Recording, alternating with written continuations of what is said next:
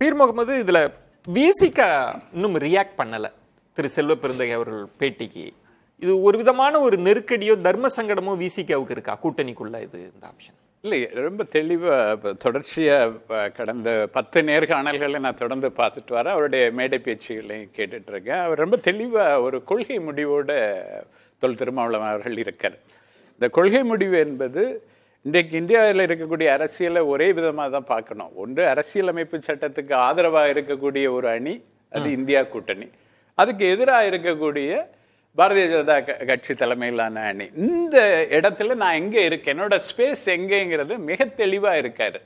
அதே நேரம் தன்னுடைய பலத்தையும் அவர் அதிகப்படுத்திட்டே போறாரு. கட்சி அமைப்பை மிக பலமாக அவர் தொடர்ந்து கட்டி கொண்டிருக்கிறார். ஒரு மிகப்பெரிய பங்கை நாங்கள் தமிழ்நாட்டு அரசியல் ஆற்றுகிறோம்.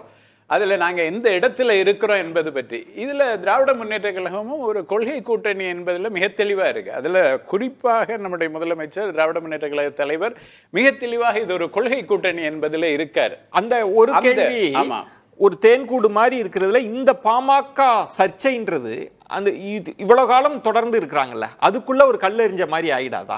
ஆகாது. அரசியல்ல நீங்க நரேந்திர மோடி இன்னைக்கு காங்கிரஸுக்கு வரேன்னா காங்கிரஸ் ஏத்துக்கும்.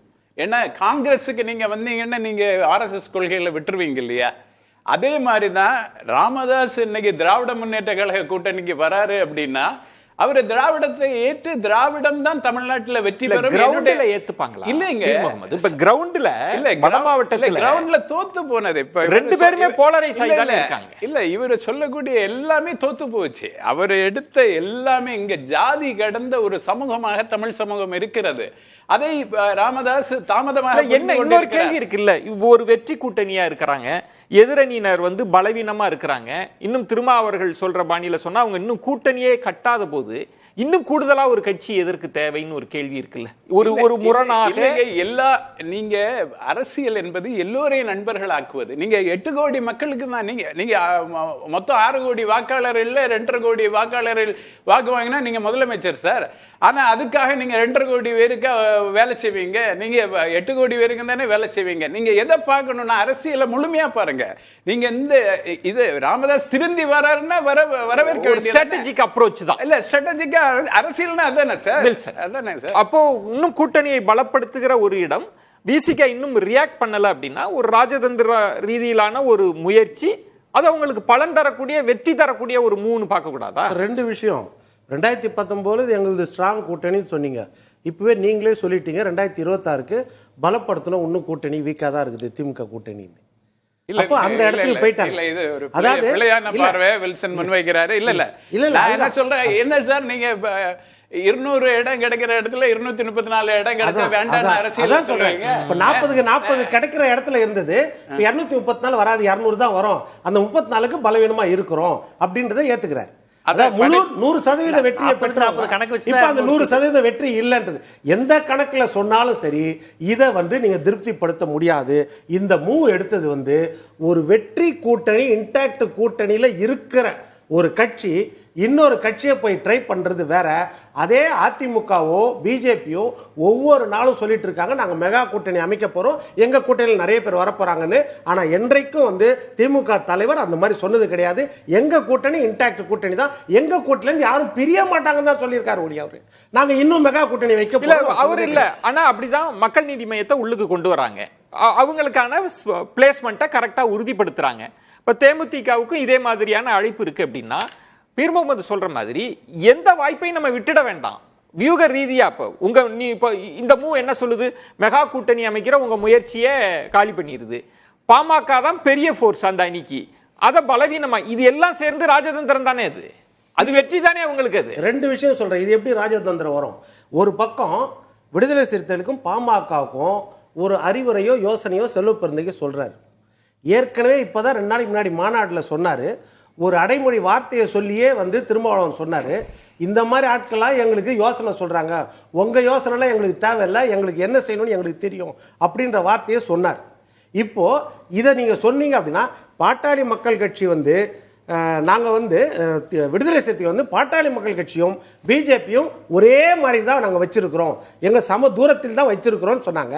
இப்போ நீங்கள் சொல்றீங்க பாட்டாளி மக்கள் கட்சியும் விடுதலை சிறுத்தைகளும் ஒரே அணியில இருந்தா தவறு கிடையாதுன்னு செல்வ பெருந்தகை சொல்றாரு அப்படின்னா அதோட மறைமுக பொருள் என்ன வரும்? அப்போ பிஜேபி பக்கம் கூட அவங்க இருக்கலாம், ரெண்டு பேரும் ஒன்னா சேர்ந்து. இல்ல நீங்க என்ன வேணாலும் இன்ஃபர் பண்ணிக்கலாங்க. அதனாலதான் அவர் தெளிவா சொல்றார், மதவாத சக்திகள் இங்கு இருக்கக்கூடாது அப்படின்றது ஒரு பாயிண்ட். ரெண்டாவது பாயிண்ட் வாங்க, இப்ப ரவிக்குமார் அவர்கள் சொன்ன பாயிண்ட் வாங்க சார். இல்ல சார், இல்ல நான் ஒரே இல்ல இப்ப நான் ஏன் இந்த கேள்வி கேக்குறேன், பிஜேபி கூட சேருங்கன்னு வராது. ஏன்னா செல்வ பெருந்தகை தேசிய காங்கிரஸ் அதுல என் கேள்வி மூலமா நான் என்ன ஒளிபாய்ச்ச விரும்புறேன் அப்படின்னா, என்ன சொல்ல வரேன்னா, திரு ரவிக்குமார் அவர்களை மணி அவர்கள் கோடிட்டாங்கல்ல, ஏன் அந்த கிரெடிட்டை பாமகவுக்கு கொடுத்தாங்கன்னா, அதை தாண்டி ஒரு அச்சுறுத்தும் சக்தியா பாஜகவை பாக்குறாங்க, மதவாத சக்தியா பாக்குறாங்க. அவர் எதுக்காக ரவிக்குமார் பாராட்டுறாரு? பாஜகவை வரவிடாமல் செய்ததற்கு பாமகவுக்கு கிரெடிட் கொடுக்குறாங்கல்ல, நீங்க அப்படித்தானே ஒப்பிடணும். நீங்க போய் பாஜகவோட சேர்ந்துப்பீங்களான்னு கேக்குறேன். ரவிக்குமார் பேசுறத நம்ம ஒப்பிட்டு பேச முடியாது. அதாவது அதுல நிறைய விமர்சனம் வந்துச்சு. விடுதலை சிறுத்தைகள் இருக்கிறவங்களே வெறும் திமுகவுக்கு ஆதரவா பேசிட்டு இருக்காங்கன்ற விமர்சனம் உள்ளுக்குள்ள சிக்கல் இருக்குன்றீங்க. ஆமா, அதனால அது பெருசா நம்ம பேச முடியாது. அவங்க டிஃபெண்ட் பண்றது. நான் என்ன கணக்குல சொல்றேன், நீங்க செல்வ பெருந்தகை ஒரு ஐடியா கொடுக்குறாரு. எது உங்களுக்கு நேர் எதிரா இருக்கிறவங்க கூட நீங்க இருக்கலாம், தப்பு கிடையாது, அந்த கூட்டணியில கூட விசிக இருக்கலாம்னு சொல்றாருன்னா, அப்போ பிஜேபிக்கு அந்த இலக்கணம் பொருந்துமா இல்லையா? உங்களுக்கு சாதகமான நிலைமையில இருந்து அதாவது விடுதலை சிறுத்தைகள் நிலைமை இருந்து பாருங்க. எங்களுக்கு ஒரு ஆன்டி கட்சி கூட நீங்க போலாம் நீங்க யோசனை சொல்றீங்கன்னா, இன்னொரு ஆன்டி கட்சி கூட போலாம். விடுதலை அந்த நியாயம் இருக்குது இல்லையா? மீண்டும் உங்க விடுதலை சிறுத்தைகளுக்கு ஆதரவா அவர்களுடைய மனநிலையிலிருந்து பேசுறாங்க. விடுதலை சிறுத்தைகள் மனநிலை என்பது அதுதானா அப்படிங்கறத நான் தொடர்ச்சியா கேள்வி எழுப்புறேன். அதாவது 2011 தேர்தல் கூட்டணியில் அது தோத்துருச்சு. திமுக, விசிக, பாமக கூட்டணி ஜெயிச்சிச்சு. அங்க அதிமுக ஜெயலலிதா, விஜயகாந்த் கூட்டணி மாபெரும் வெற்றி பெற்றுச்சு. இப்ப இந்த சூழ்நிலையில இன்னைக்கு அன்னைக்கு இருந்த பாமக இல்ல, அன்னைக்கு இருந்த விசிக இல்ல. விசிகவும் வளர்ந்திருக்கு, இன்னைக்கு பாமகவும் வேறு வகையில் தளர்ந்திருக்கு. அந்த சாதிய கூட்டணியா இருக்கட்டும், மதவாதம். இன்னைக்கு இந்த அனைத்து ஜாதிங்கிற மாதிரி தலித்தலாத கூட்டணிலாம் இன்னைக்கு ராமதாஸ் அப்படி ஒரு முயற்சி எடுக்க மாட்டார். இன்னைக்கு சூழல் கொஞ்சம் மாறிட்டு வருது. அது காரணம் படிப்பா இருக்கலாம், தொடர்ச்சியான பிரச்சாரமா இருக்கலாம், தொடர்ச்சியான அவர்கள் வாங்கிய கால சூழல். இப்ப நான் ஒரு கேள்வி கேட்கிறேன், இத ராஜதந்திர முடிவு அப்படின்னு இப்ப பீர் முகமது அவர்கள் சொல்றாங்க. இதுல இருக்கிற இன்னொரு முனை, ஆபத்தான முனை அப்படின்றது இதுவரைக்கும் விசிக ரியாக்ட் பண்ணல. கடைசியா நம்ம பேட்டியில் சொல்லியிருப்பது நான் போக மாட்டேங்க, நான் தனிச்சு கூட நின்று நான் கேண்டிடேட் போட்டு எனக்கு ஒன்றும் பதவி முக்கியம் இல்லைன்னு. இப்ப இந்த முயற்சியே விசிகாவுக்கு ஒரு அதிருப்தியை ஏற்படுத்துது அப்படின்னா, இந்த கூட்டணி பெரிய சிக்கலை ஏற்படுத்தாது. இழந்து ராமதாஸை இழுக்கணும்னு திமுக முயற்சிக்காதுங்க. அதான் அப்படி முயற்சிக்காது. அப்படி முயற்சி பண்ணா அது மிகப்பெரிய எதிர்மறையா அமையும். அதை செய்ய மாட்டாங்க. ஆமா ஆமா. ஏன்னு கேட்டீங்கன்னா, அது வெறுமனே கட்சி பிளஸ் கட்சி கூட்டணி மட்டும் இல்ல, கருத்தியலாவும் ஒரு பெரிய ஃபர்ஸ்ட் பிரையாரிட்டி விசிகா தான் கொடுப்பாங்க. கண்டிப்பா அதுதான் கொடுப்பாங்க.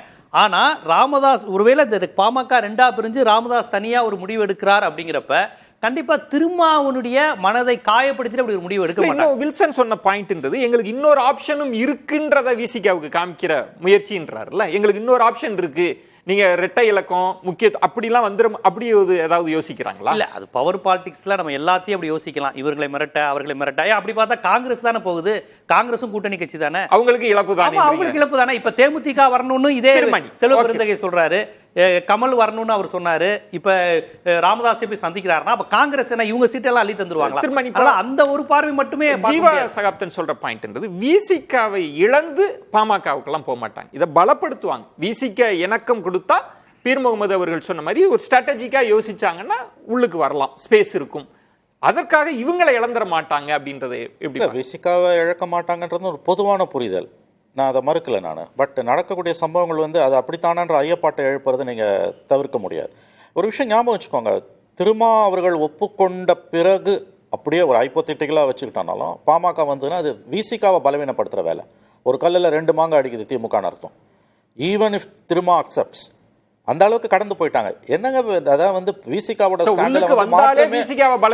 அப்சல்யூட்லி அதுதான் உண்மை. திருமா அவர்கள் அவரோட விசிகாவோட நிலைப்பாட்டில் இன்னைக்கு என்ன மாற்றம்லாம் சொல்றாங்க. என்னங்க பேசுறீங்க நீங்க? 14 தேர்தலுக்கு பிறகு அவருடைய ராமதாஸோட ஸ்டாண்ட் என்ன?